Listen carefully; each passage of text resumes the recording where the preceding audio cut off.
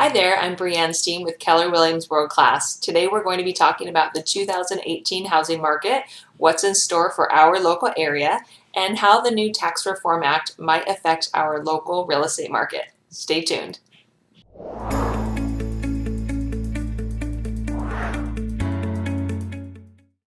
So what's in store for our local market in 2018?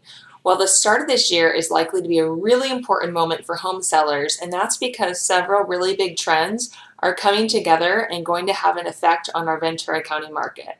The first factor affecting our local housing market is our low inventory. So we have very tight inventory right now.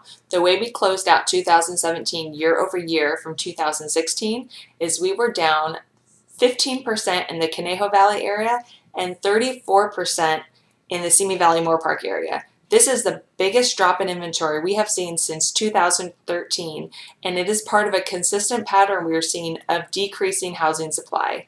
So for the seller side, what this means for you is that when there's less homes on the market, yours will usually sell much quicker and also for a higher price. So the second factor affecting our local housing market is that buyers are increasingly optimistic.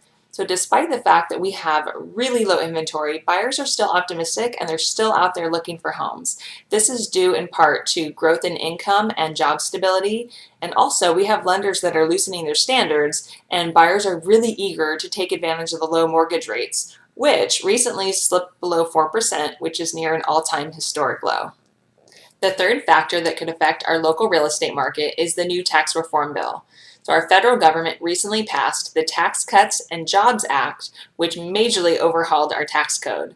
And while we're not entirely sure how this will affect our real estate market as a whole, we do know that there are several changes in there that do not positively favor our home sellers. So as a result of the tax code changes, the National Association of Realtors has now projected slower growth in home prices for 2018 with an appreciation rate between 1 and 3%.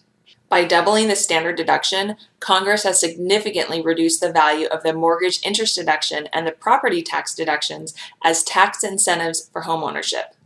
However, no changes were made to the rules surrounding capital gains in home sales, which is a major victory for home sellers. So when you put these three factors together, two big conclusions emerge. Number one, for sellers, it's a really favorable time to take advantage of the market, the shortage of our inventory, and the optimism that still remains in buyers. And on the other hand, in the higher cost, higher tax areas, we might see a decline in prices due to this new tax reform bill that's taking away some of those perks of the mortgage interest deduction in state and local taxes. So if you're thinking about taking advantage of today's market and getting your home sold, all you have to do is get started by finding out what your home is worth. You can send me an email, shoot me a text, or give me a call, and I'd be happy to sit down with you and talk to you about what your home would sell for in the current market. I work with a lot of home buyers in our area, and I'd be happy to help illustrate for you how the sale of your home would unfold in the current market. One last thing before you go today, I'm passing along a little perk for you because I always want to keep you informed. We received a quick guide tool from the California Association of Realtors that outlines all of the implications that the tax reform bill has on real estate. So I wanted to provide that to you because it's a super easy tool that you can read through, and I hope you'll take a look and let me know if you have any questions at all. Thanks so much for tuning in today. As always, I'm here for any of your real estate questions, and I hope that you'll reach out. Make it a great week.